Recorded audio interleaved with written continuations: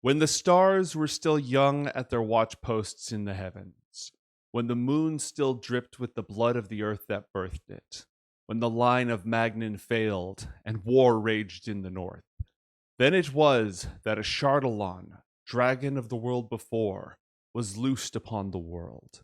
The shadow of his wings spread across the lands of Galajon and Vercinget. The terrible fire of his breath melted castles to slag, and the roar of his mighty jaws was as the call of a war horn, gathering armies and clans to his banner at Dotan's Rock. In this time of chaos, four clever characters sit around a table beneath the eaves of the Golden Bough Tavern. There they plot to seize the treasures of Archibald Presferin, Baron of Kyrmere, arch-rival of Sir Walgunus of Swadlincote. If they succeed, they'll be rich. If they fail, they will surely perish. Welcome, everybody, to Casters and Castles. I'm Tormented by Gnomes. I'll be your game master today. And joining me, we've got a fantastic cast. Bren, coming soon. Jake, Lemon Kiwi, and Sideshow. And there's a non-zero chance that my audio is borked. So before I ask anybody to introduce themselves, let me click some buttons.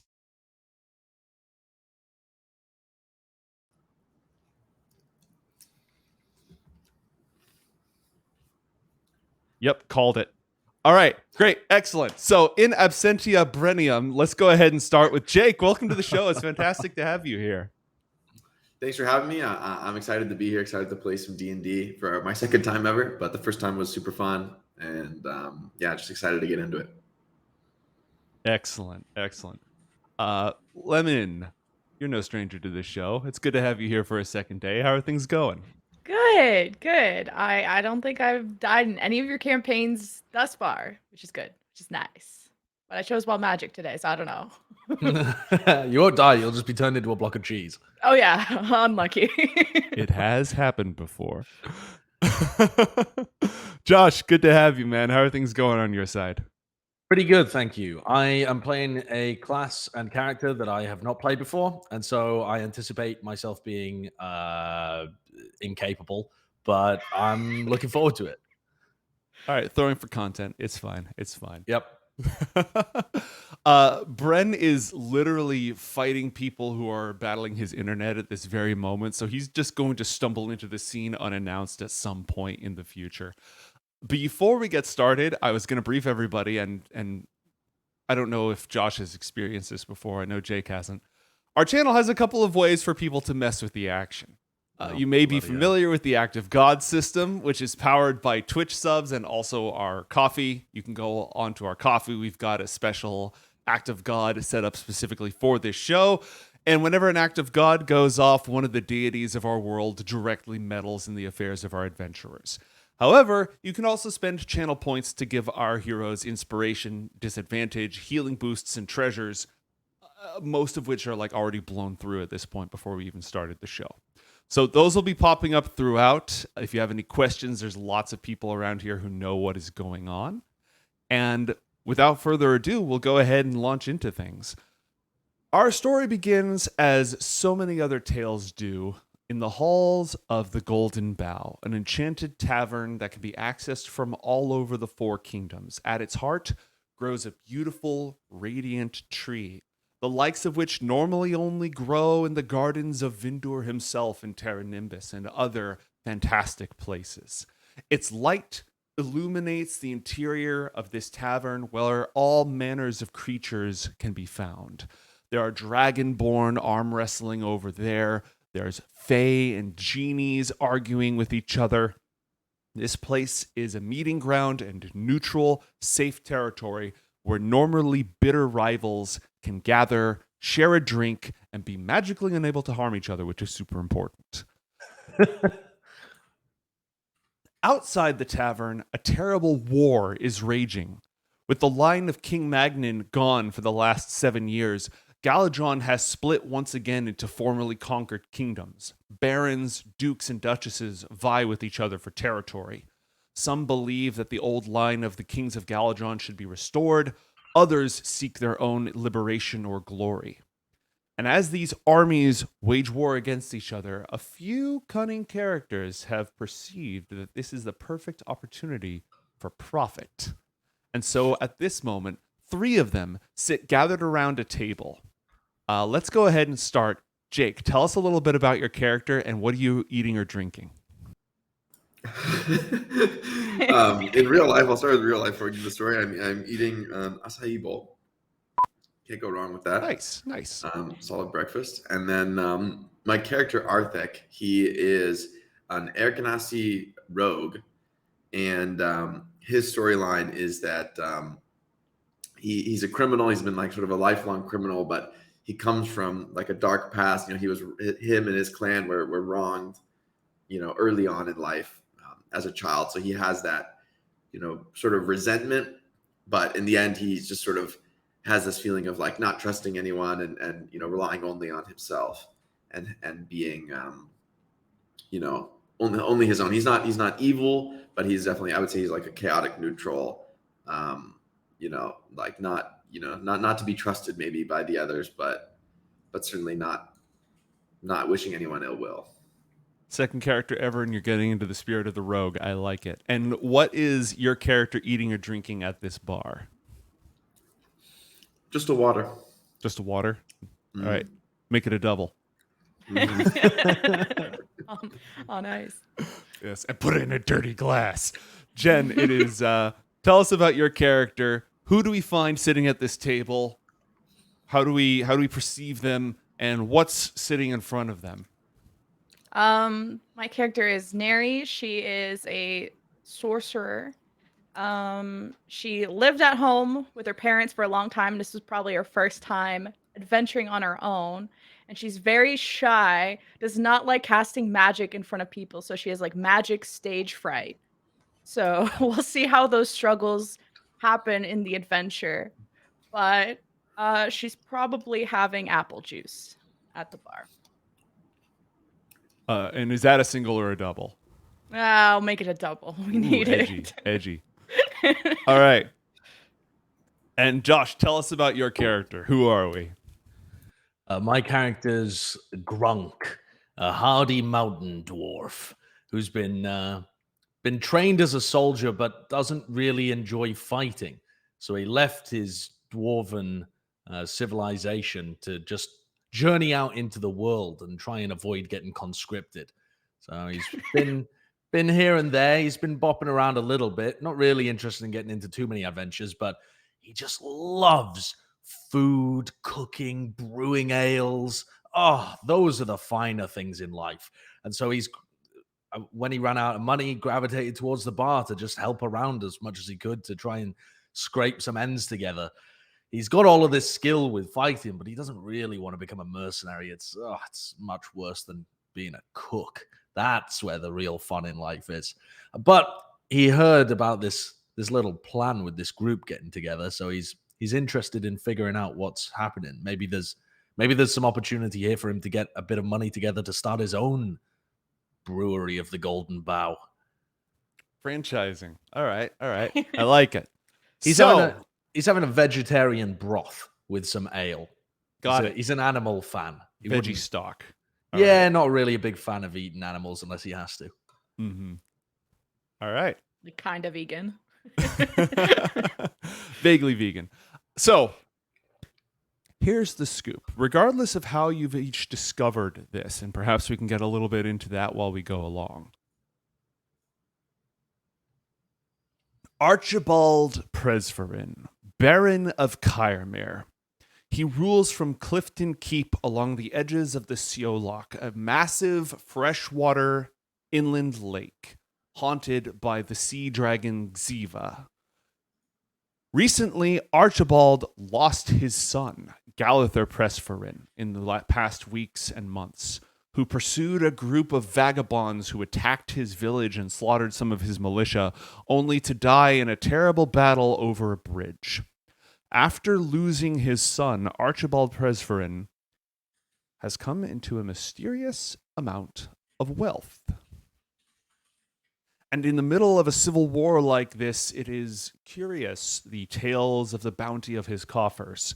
This bounty has attracted no small amount of attention, least of all from his rival, Walgunus of Swadlincote. The Knight of Swadlincote was at war on the front lines fighting against Galadron when his home village was conquered by a terrible Etten, who was later slain under mysterious circumstances. You've all heard about Archibald's mysterious wealth, and you know that Walgunus, this knight, is marching on his keep. And a siege, while security is going to be a little bit higher than normal, they're going to be focused on external threats, not internal threats. You've got a hot tip that there's a secret way to get down into his vault. And if you can loot that vault, you'll be set for life. You'll be able to retire, buy a house, set up a brewery. Jake, what has Arthek got in mind if he can score this massive cash? Muted. So we have another tradition here, Jake. Whenever somebody tries to talk and they're muted, everyone else gets 1 XP. Yeah, I just realized it before you said anything even. But so Arthek, he only steals what he needs normally. You know, he just sort of doesn't mind spending some time in prison for the free meals and will just escape when it gets boring or inconvenient. Mm-hmm. But in this case, it's really more about the thrill of the steal. You know, he's after the job itself, really like the results, the money, those things.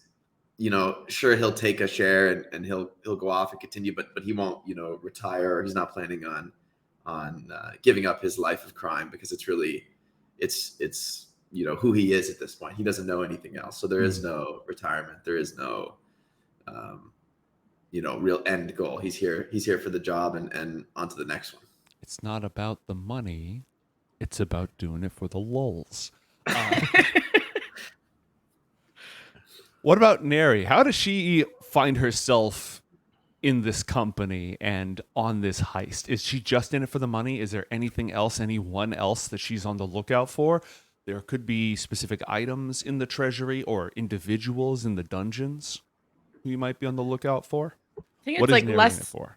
It's less about the money and more of just like getting over her fear of casting magic around people. And also, since she lived with their overprotective parents for so long, she wants to prove to them that she's like a capable individual, and obviously isn't getting into a way more dangerous situation than she probably expected. So it's really not about the money, but it's kind of like a bonus. Yeah. I'm about the money.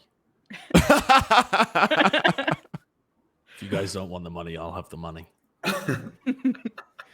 Where does he want to set up his brewery or his franchise after he lands this? Does he want to go back home to the mountains? Does he want to go off into the human lands? Or? Oh, no, not back into the mountains. The mountains are full of people who want me to fight. I want to find a peaceful, lovely area and just settle down. And even if I only run the place to feed myself, that would be enough. That would be enough. Mm-hmm. And the best way to avoid being conscripted as a mercenary is to go directly to the keep of a baron who's directly involved in a civil war. Excellent. Did I also mention that Grunk is not very bright? Well, his name is Grunk, so I sort of took that as, calling me prejudiced, but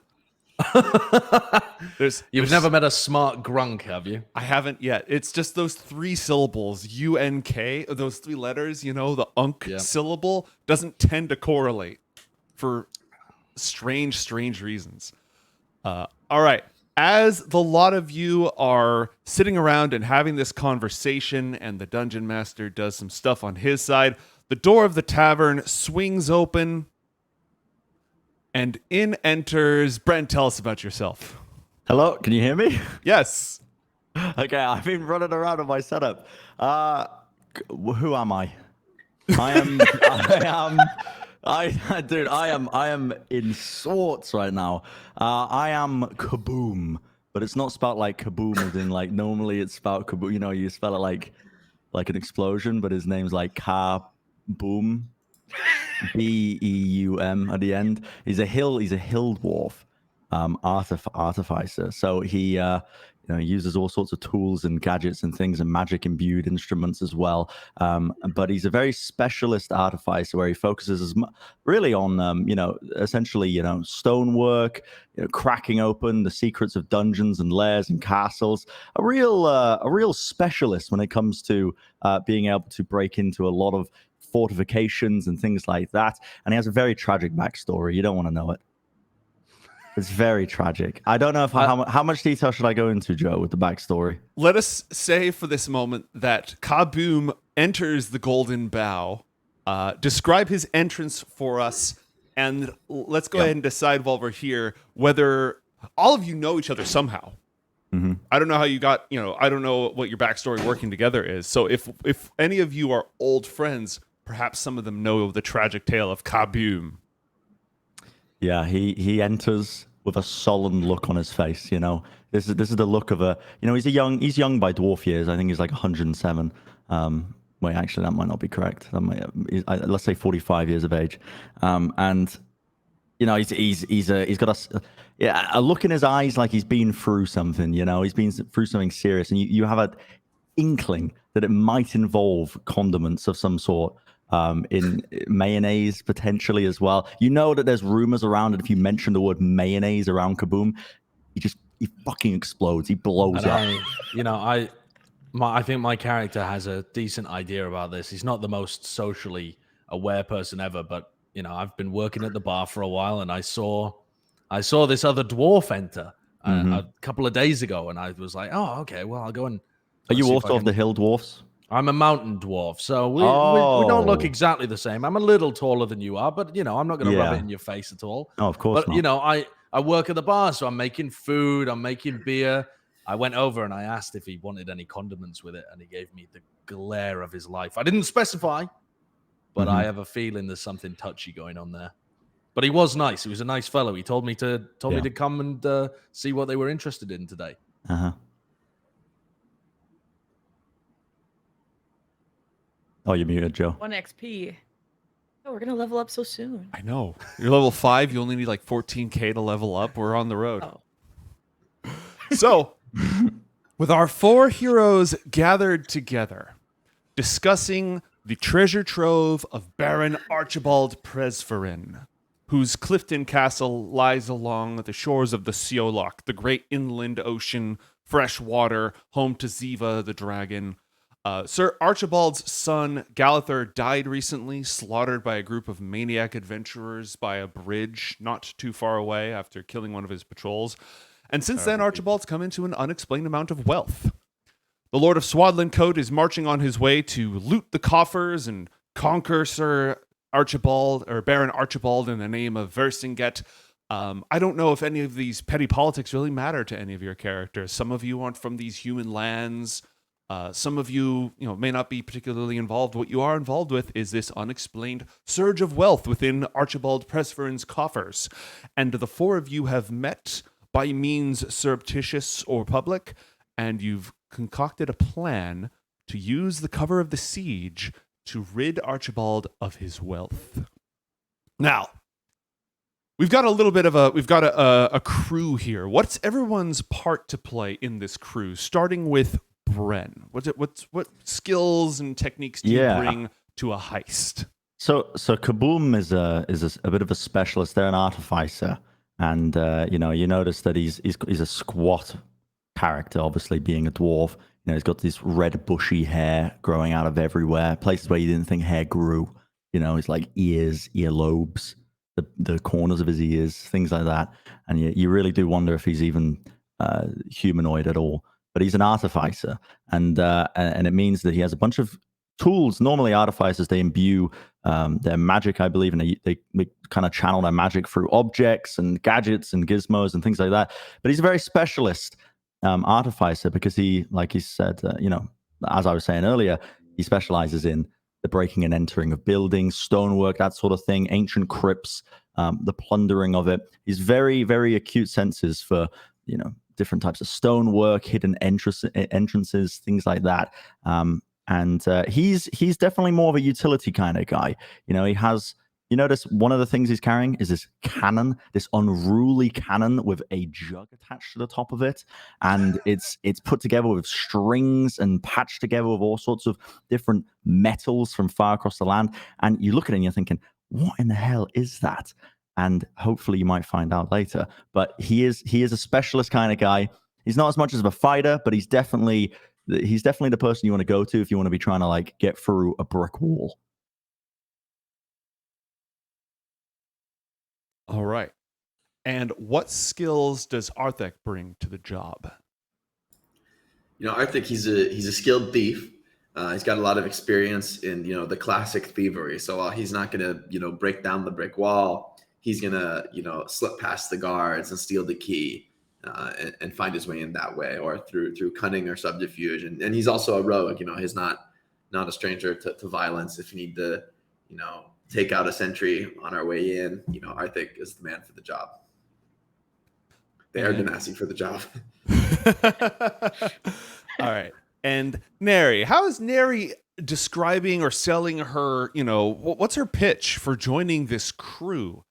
Would she have any past experience with burglary, heists, this sort of thing at all? Dungeon crawling? How does she position herself in this hitter, grifter, hacker, thief sort of setup? I think with like a really strict elf mother, she kind of wasn't allowed to leave the house because, the world is scary. There's wars going on. So she's mastered how to sneak out at night, whether with invisibility, dispel magic if there's any locks, and many unlocking type of spells. So master of stealth, I would say. And she's probably more providing that utility to the party, but does not like confrontation, does not like fighting. And it's probably going to either talk or sneak her way around things. All right. Last but not least, Grunk. What's on Grunk's robbery resume? Grunk didn't realize this was a robbery, but Grunk will help if it will help him get a restaurant at the end of things. He needs capital injection. Grunk is not a sneaky character. Grunk is quite short, quite squat, but he's very strong, and Grunk is athletic. Grunk could help throw people over the castle wall or dig a big tunnel. Grunk knows how to survive in the wild too. Siege is notorious for not having very much food around. Grunk very, very good at being able to figure out how to work with little and ensure that the party stays alive. And if push comes to shove, Grunk does know how to fight, but I'm not a big fan of hurting people, so I don't want to. All right.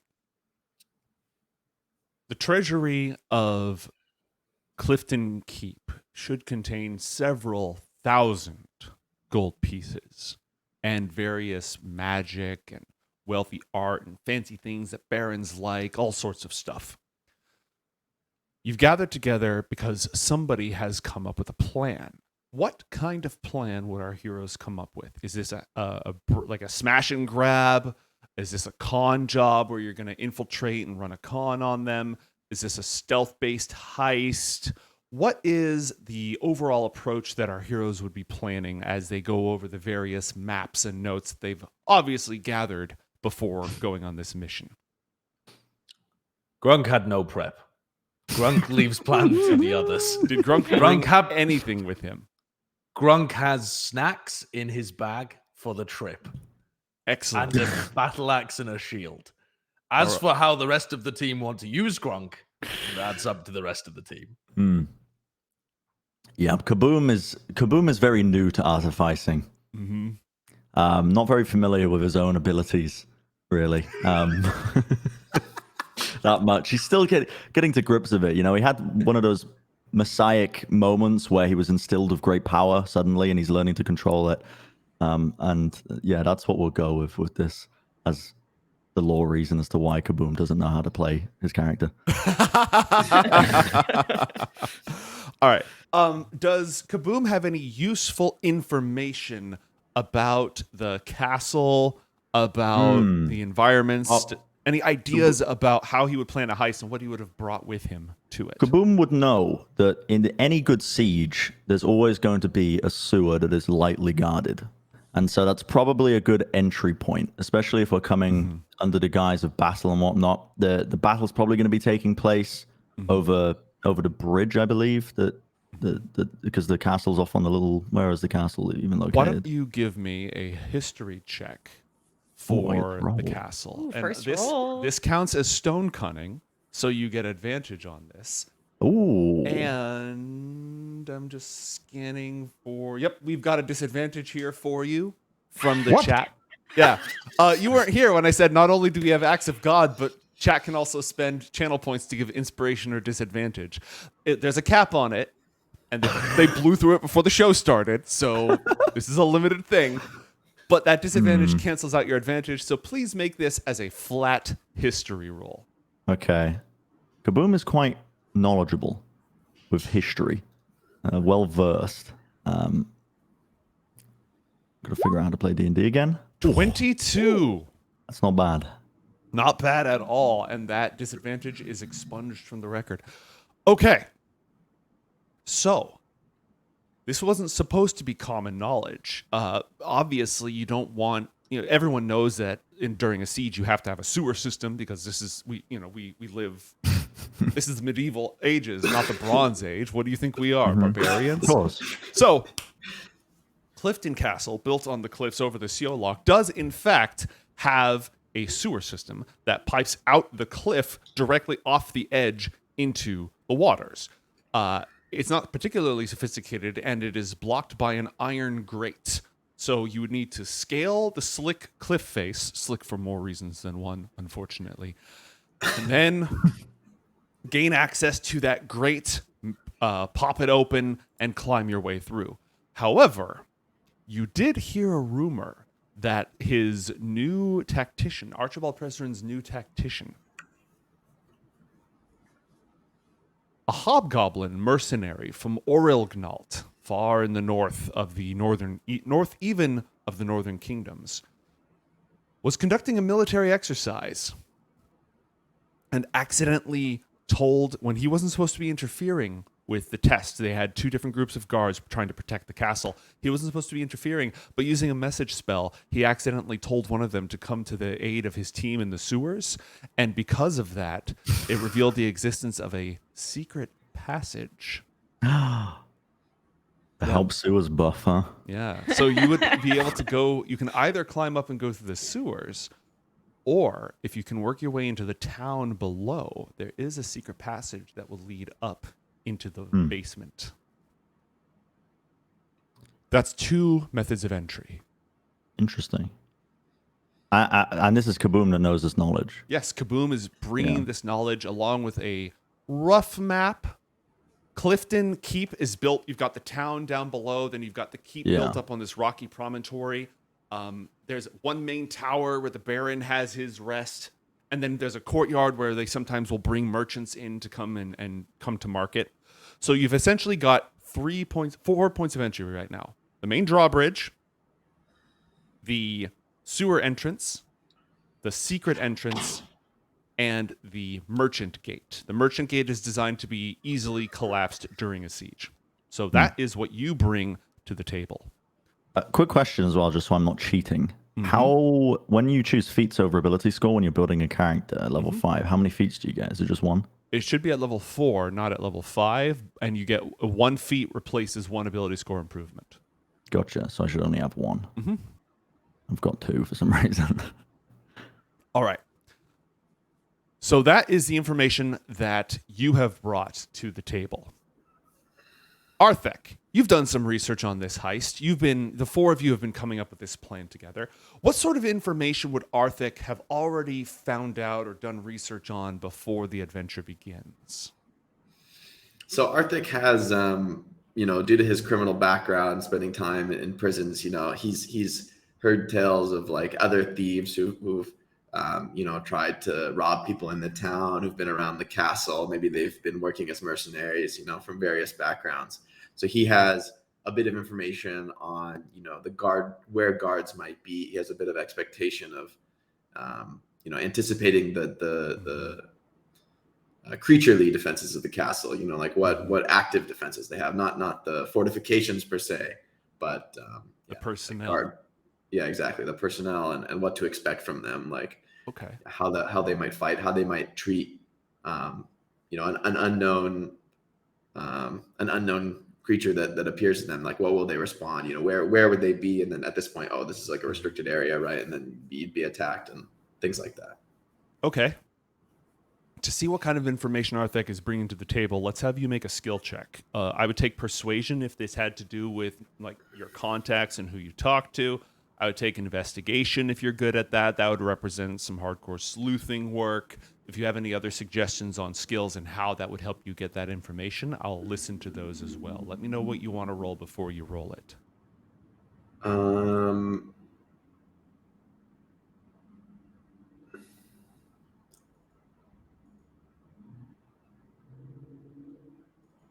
Jen, I'm coming to you next, so do your I'll thing. actually roll. What do you think about a persuasion check?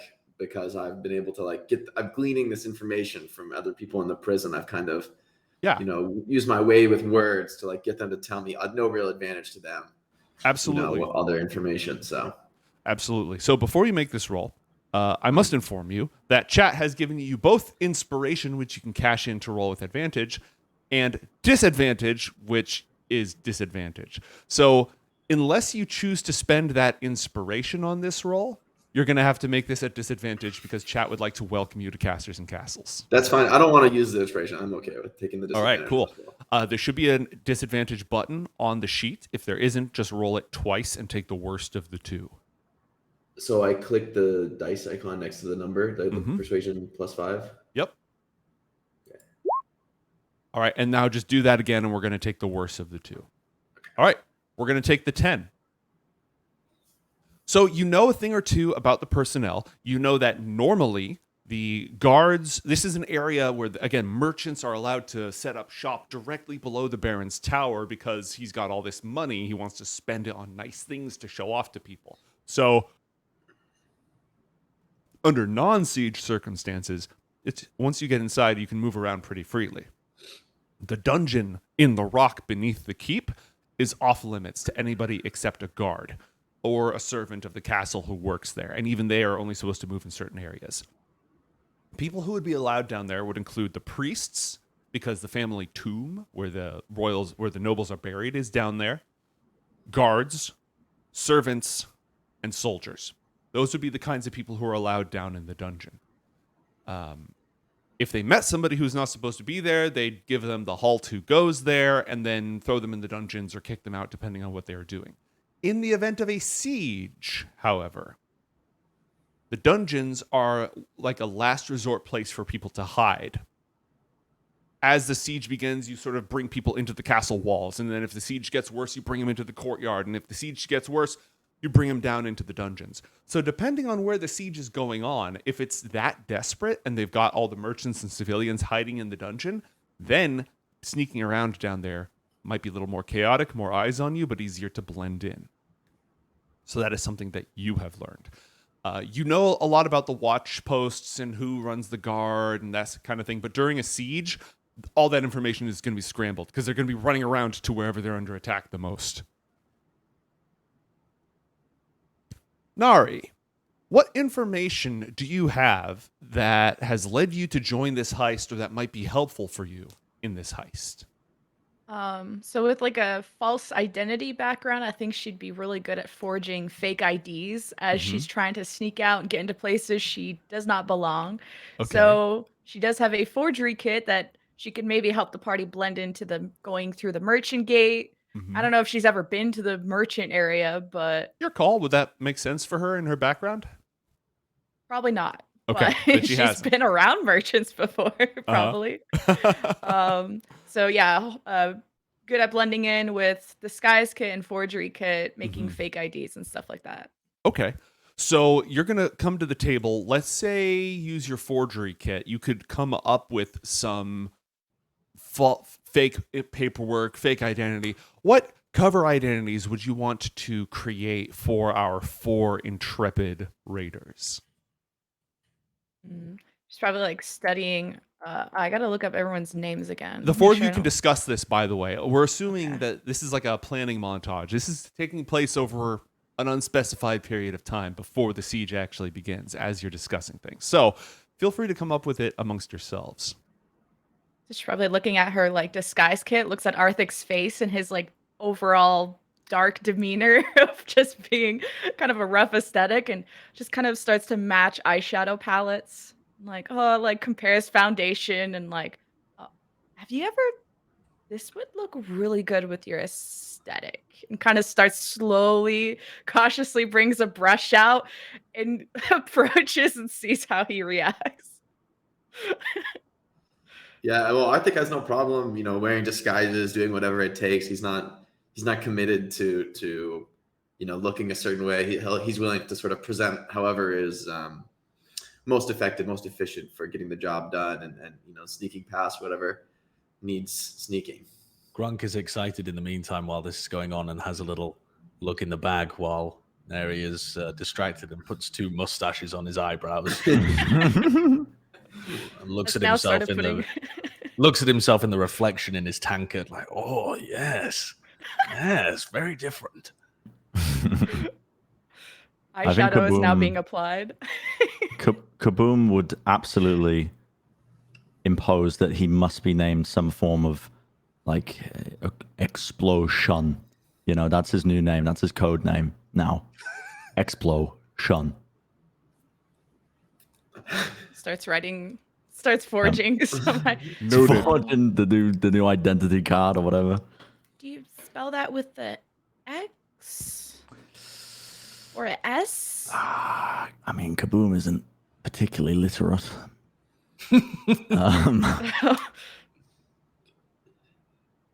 As usual, Yeah. this whole party's doomed. Yeah, I mean, I think Kaboom would absolutely leave it into your capable hands. I also I'm working up the courage to try and come up with an accent for Kaboom. Can I roll an intelligence check on my literacy? Sure. You Just can roll for an fun. intelligence check. Yeah, go for it. Okay. Explosion. An 18. Yeah, no, you've got all sorts of Pretty different variations on it.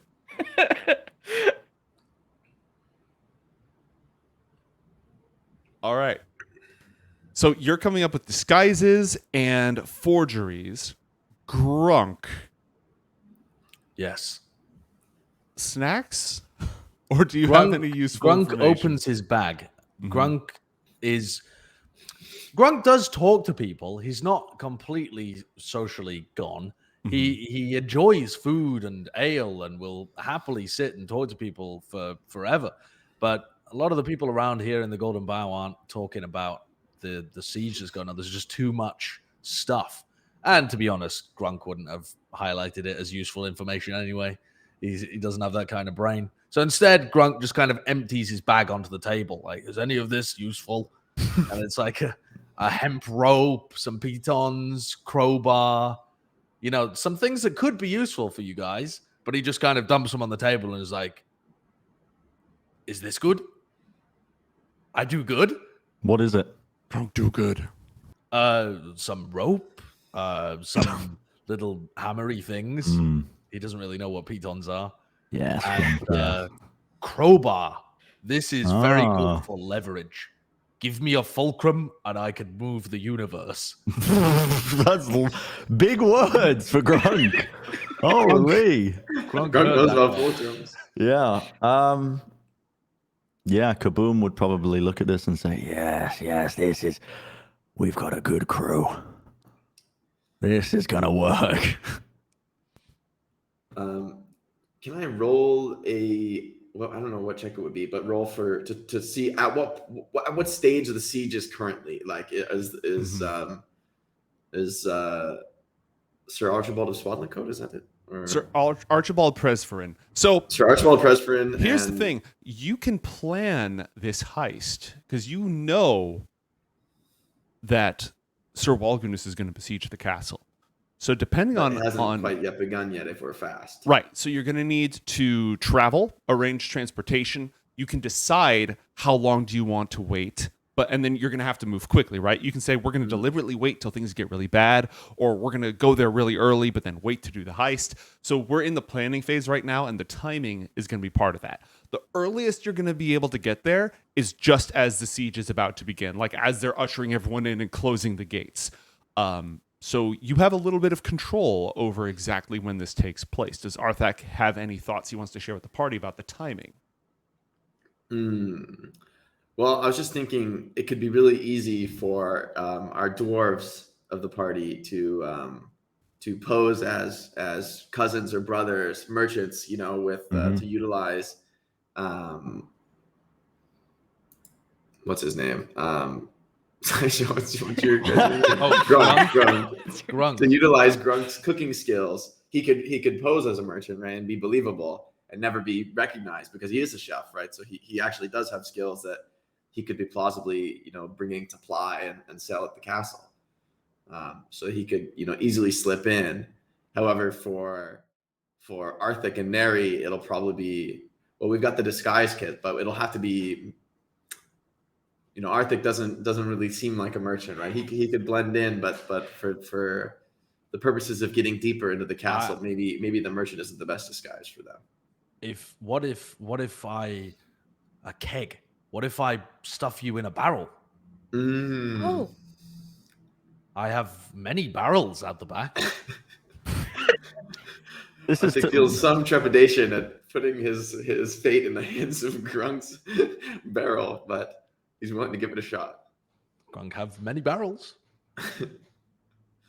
This is to work out how we're going to get in. There's a few things to this, right? You need to figure out how and when you're getting in, when you're going to make your move, what your move is going to be, because the loot is downstairs. However, there's going to be loot all over the place too. The Baron's room is on the top floor. There's all these merchants running around. The vault is on the bottom floor. If you guys can get out of this with like 6,000 gold pieces total, that's 1,500 each. That's pretty good. If you can get out of here with 8,000 gold pieces total, even better. So there's a few elements to this. Is Brent shooting off his gun? I didn't mean to shoot my gun. I didn't mean to shoot my gun. Sorry, guys. It just went let a shot off in the tavern. Oh, Jesus. Go. It bounces around. Still getting used to it. Sorry. Kaboom would suggest. Here's the problem. Ever since playing that stupid idiot character, that I can't stop referring to myself in third person. I keep saying Kaboom does this when I'm trying to be in character. That's Grunk's thing today. Yeah, that's Grunk's thing today. What I would suggest is a couple of ways we can go about this. With my information, we know there's a secret passage in the town somewhere, which I'd be able to spot easily enough. But also, I think the sewers might be a good option because I don't think there's going to be too many human eyes on it. Normally, in sewer systems, correct me if I'm wrong, Joe, as well. I'm just going off of this, but there will be somebody has to manage the sewer system in a complex castle, but it'll be a job assigned to like the lowest rung, someone who's just there, pushed into that position or whatever. So I think that might be the least amount of eyes to get us into an underground position closest to the vault. And Arthek would be adept at taking out that whatever lightly guarded positions there might be. Arthek would be the one to slip up and knock them out, get us in undiscovered, past that whatever limited guards they have at that area. I can get horses for us into the sewer. Ooh. No, but to the castle. I'm good with horses. I know horses. You Lenny from Of Mice and Men. I don't get that reference. I'm not very well read. The Great Depression hasn't occurred yet within this universe. Yeah. Grunk worked for many years with the dwarven pony cavalry. Grunk knows ponies and horses. Yeah, so Grunk could get us to the castle, using his horses, his ability to provide horses. Then how would we get into the castle with the horses? No, we'd get to the castle or the town, and then stage one, transportation and timing. Yeah, and then well, it'd be perfect for Arthek to, if we wanted to climb up into the sewers. Arthek would be the one. He'd be able to like lead that climb confidently with his being an air ganassi and whatnot. You know, if he did fall, he's got the ability to levitate, so he'll be able to lead and set up a rope so that the others can sort of easily make it and not be.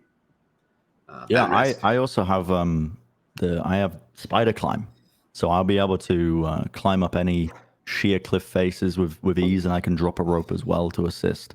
And people can climb up off of that if we want to go to sewers route, or if we want to go to secret door route. Which the other question is, should we split up? Should we have different roles in the heist? Because you would think in a conventional heist, it might be if we're a little group of 4 in like a restricted area, extremely suspicious, right? Extremely suspect for any guards, right? It'd be very hard to have a disguise that fits a group of 4 walking all together, carrying bags of loot, right? That's a dangerous place to be spotted by the guards. That is something to think about, is getting stuff out of the castle. So we'll have to. But Grunk's got those barrels. So is there some way? But once the siege is going on, right? Once we're in the castle, presumably we'll get the loot, and then we'll have this problem that like the siege is going on, and like the attacking armies are also in some sense after this loot. So both of sides of the army are going to be against us. Grunk has seen war. Oh, 1,000-yard stare. Yeah. Not at the Oh my god. not at the front lines, but Grunk remembers there are long range weaponry. Things. What is the word? If we Trebuchet. Trebuchet. They sometimes throw things in the trebuchet. Could we not throw us objects? or throw gold? I think one votes against throwing us. So this is What about to live after we get the loot? What about we find cow inside the castle, and if it is going to be killed for food anyway, we fill it full of gold and throw the cow Aren't you out vegan? the castle. It's not a very vegan plan. It's not very vegan of you. Wait, what are you talking about? Sometimes animals must be killed for important things. You skipped ahead though. You're talking how to get the loot that we're not even at yet out of the castle. That is part of the plan, no? Okay, I tell you now, We need an escape plan. I'm thinking, is it leave the dangerous? escape to me. Okay. I'm not going to say much more than that. Grunk trying to help. No, I agree. I think it's I think it's good. Grunk, listen, I have a lot of respect for you. You're from the mountain dwarves. I'm from the hill dwarves. We have our differences. I have a lot of respect for you. Listen, but you haven't seen the horrors I've seen. Grunk settles down into his ale. Yeah, that's what I thought. I like the idea of us splitting up. Probably just slurping her apple juice really nervously, because with -1 strength, she did not expect to be carrying so much. She's like, oh god. 50 coins weighs 1 pound.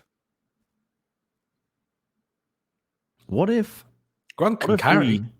Grunk happy to carry things. I have a backpack. 2 teams, the dwarves stick together, and maybe our act is that we are traveling ambassadors from distant dwarven clans, and we have become stuck in the castle because it's under siege. You're confusing Grunk brain. What? Grunk, you are a famous chef. Already? Yes. Starts already. forging the papers. This is who you are meant to be. And so, Grunk, believe it or not, we have been invited to the castle to spread not only the gift of culinary skills and food from our people, but also they potentially want to work out a deal. So we don't even have to break in. Well, We've already been invited. Yes, we got invited through the sewer system. Oh. Strange. It is odd, yes, but they That's didn't. normally where food leaves, not where food goes in. They didn't want. They didn't want to make a fuss. Well, good. Then there is no So we no are- more planning. I will get another Yeah. beer. Yeah, no more. We go to the castle. I'm going to the bar to get another beer and some more food. I'm celebrating All right. success. Well, Arthek fell asleep while I was putting on his makeup. So now what? Yeah. Kaboom gets the feeling that he may have fucked up. He may have messed up in some capacity. At what point? Because there's a lot of possibilities for this. Maybe.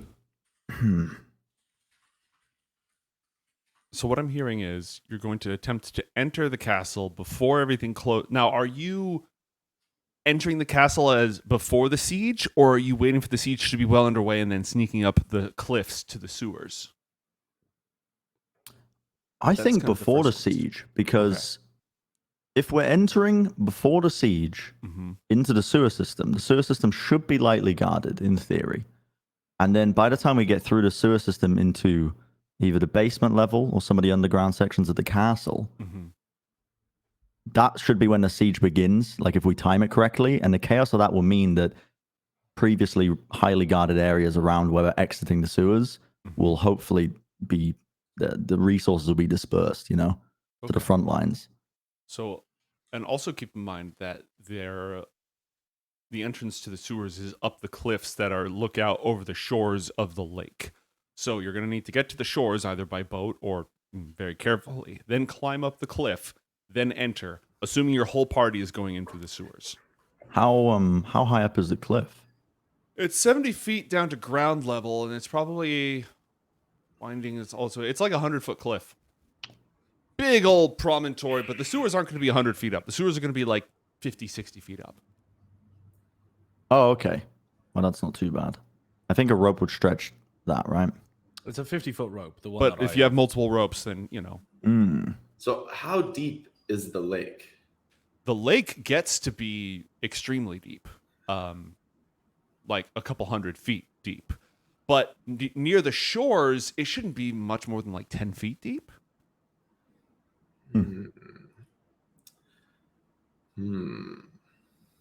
Because I'm thinking one of my skills as an air ganassi is my ability to hold my breath indefinitely. So if we can get the treasure into the lake, no matter how deep it might be, no matter where it gets into the lake, if we can get it into the lake without either army being sure of where exactly the treasure got off to, right? It's gone, but as long as they don't know exactly what happened, where it went, then we could, as long as we all live, we don't need to escape with the treasure at that moment, right? We're out, we're away clean, and then as the area calms down, we don't care which side wins, we don't care what happens, but we'll be able to return back to the lake and slowly gather the treasure over time. Retirement. It's a retirement plan, if you will. Every couple of years we come back and grab some more treasure from the bottom of the lake. Yeah, withdraw from I like bank this of the lake. idea. I like this plan.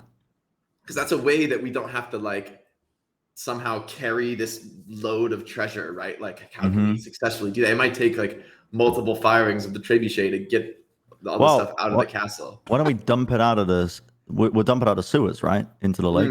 But don't we have to carry it down the sewers, and we're only limited to the 4 bags, right? Or whatever we can carry. Oh, Gronk I has. can shape water. I can whoosh it down the sewer. Oh, Ooh, that's a good thought. and if we bring empty barrels, How much does a barrel weigh? We should have access to that information. I'll pull it up. You keep plotting. yeah, I think. I mean, another question is, if my spider climb, it lasts for an hour. I should be able to make repeated trips up and down the cliff face with spider climb, and I think in theory I should be able to carry each of us up, including the barrels. What's your strength score? 12. Okay. I don't like that. I don't like that idea. Well, I'm thinking twice now about that one, but we could try it. I don't know. Your carrying capacity is your strength score multiplied by 15. So you can carry Neri, 180 pounds. Neri, tell me more about your magic. Like, I know it's wild magic, but like, what can we expect? I guess from your magical abilities. I'm working on my people skills. So, I just don't like when people look when I cast. I do like weird focus faces, and sometimes things happen. I turned my dog into cheese, and I just don't like doing it unless it's necessary. So, I'll be useful. I have an idea. I have an idea. This is gonna sound kind of crazy, maybe. So, Okay. Arthek, right? I think the key is like we've got our plan to get in the castle.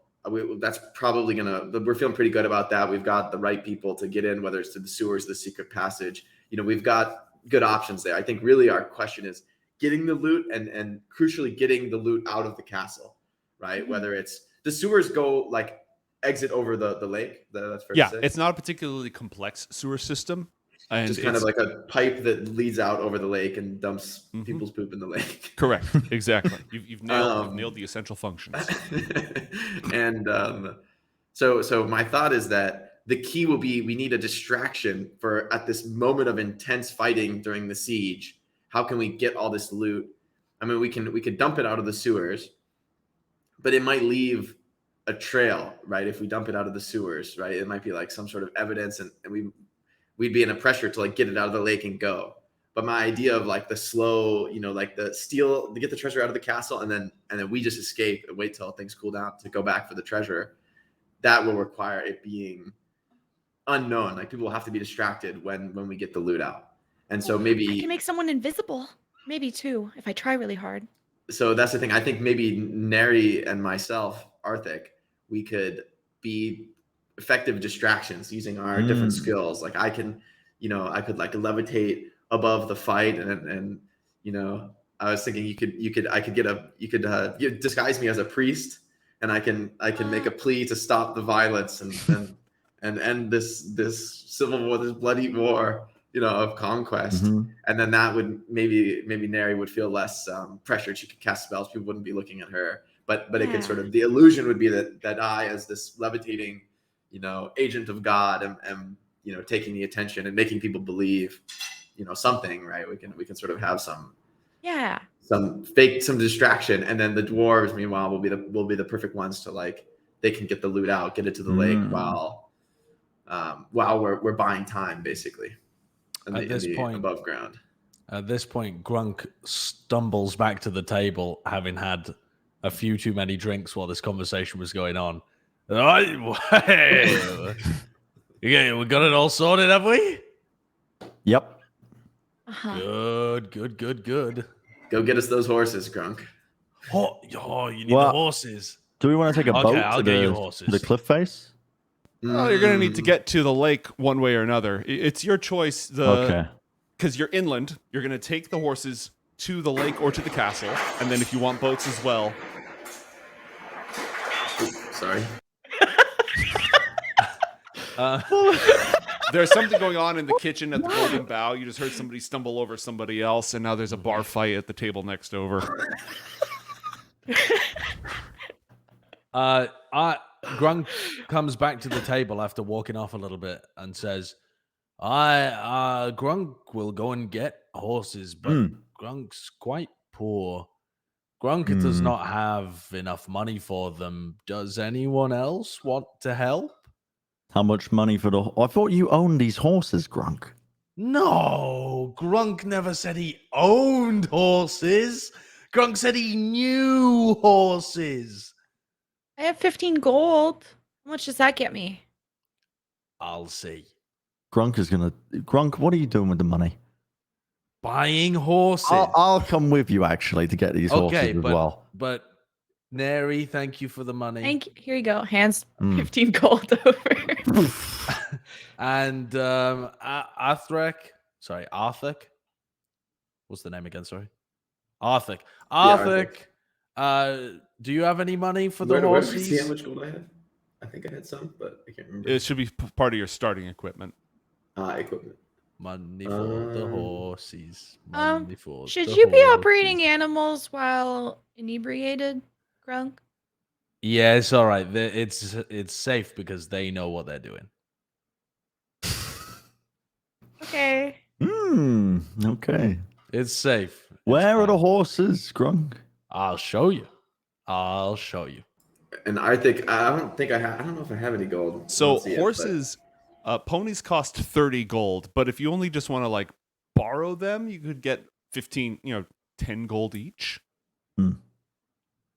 So Arthek is planning to. All right, I think what we'll do then is we'll have Grunk and Kaboom go rent one horse that they can share, and then Arthek will use the distraction to steal 2 more for Nary and Ooh. himself. All right. Grunk just thinks he's buying them, so he's gonna Yeah. lead you Yeah. to See, the... Grunk. See, that's the thing. Grunk and Kaboom, they don't really realize what Arthek's planning. Arthek's just saying he's Okay. gonna come along, but Ah. you guys just get as many as you can. But Yeah. Arthek knows we don't have the money to get the horses properly, so we'll have to. Did you give me any money? Did Arthur? I give me don't. any? I don't see any that I have. If it's on your inventory, it should be at the top right. It's like a little stack of gold. Oh yeah, actually, I do have 15 gold. Okay. All right. So perfect. actually, I'll just give you 15 gold. Arthek, whatever, it doesn't matter. We're not going to Okay. use it. So here's the Grunk- other 15 gold from Arthek. Mm. Do I have to do anything to give it to you from the? No, inventory? I mean I'll Whatever. just say that I've got it at the moment. Grunk's gonna wander out of the pub, Mhm. and he knows a local stables. He's friendly with the people there. He goes and meets the horses and feeds them little bits of veggies all the time. And he's Mhm. already built a relationship with the horse and the stable owner too. Excellent. Roll an animal handling check with disadvantage because there's disadvantage for Bren or Josh doing anything that isn't throwing. Oh no. Well, I rolled a 10. All right. Yeah, that's fine. That's good enough to get along with some horses. That's plenty Mhm. good. Not a problem. Not an issue. Okay. And I'm pulling out from my backpack some vegetables that I have in there. Okay. I'm like feeding them carrots, but I'm kind of a bit drunk, so I'm kind of shoving the carrots in the horse's mouth instead of Oh, just, that's where the problem of the animal handling comes from, That's Oh. the Yeah, yeah. disadvantage. I'm a bit drunk, so I'm fucking it up a little bit. But, You also and I'm looking noticed around to. Oh yeah, go on. in your pack a tin of cookies that you don't remember buying, but they're in there. Oh, I try one of them. Great. Could I have all 4 of you roll 1d1 1d10? Everyone? Each of you roll 1d10, please. So how do I Oh do that? no. Not it. Actually, how have you guys been? Are you rolling these in? I do did I click it? /R in space Roll20. 1d10 in so roll in Roll20, you can type /R space 1d10. Ooh. 6402. I know what you're looking at, I think. Ow. And I don't like it. Don't worry about it. I feed one of the other cookies to the horse. Okay. The horse we're going to be riding. Okay. Yeah, so it's nice. That'll be the one.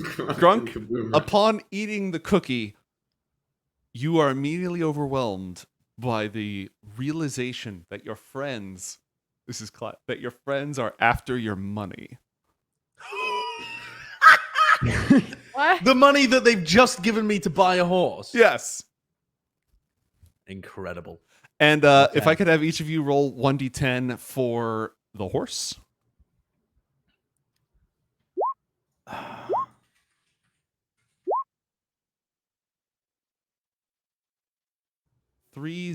$3076. These are the cookies are branded. It's from a brand deal that was signed off on long ago by someone who was very, very drunk with a bakery that he really didn't expect to do it. But the Wanderstave brand is not what it used to be. So nobody knows how stale or old these chaos cookies are. But they've been lying around somewhere. 3076. This is a present from chat, by the way. Mm-hmm. Oh, yay. Do they at least taste good? Yeah, they taste pretty good. You're drunk enough not to care. The Yeah. horse's saddlebags fill with blood. What? Whoa! What have you done? While everyone is freaking out about the horse just chewing on this cookie, and then its saddlebags start to they stain and they drip, and the acid, coppery tang of freshly spilled blood is in the air, and they're just bubbling over, starting to eat through, just sopping through the saddlebags. Arthek, this is a perfect distraction. Please roll a stealth check with advantage to steal some horses. All right. 22. Easily done. Roll a sleight of hand check, also with advantage, to untie the horses. A 19. And finally, roll a handle animals check, flat, not with advantage, to lead the horses away. A 5. All right. Well, these are not war horses, and so as the owner is, what are you doing to my horse? You've stabbed him. You've killed him. What's going on? You hear in the back of the stables as the other two horses that Arthek was in the process of leading out are spooked and start to rear up and kick things. He'd made it almost out the door. The stable master is freaking out. Blood is leaking down the sides of this pony, who's still just nonchalantly chewing on this cookie. And we will revisit this scene and extricate our heroes when we come back from this short break.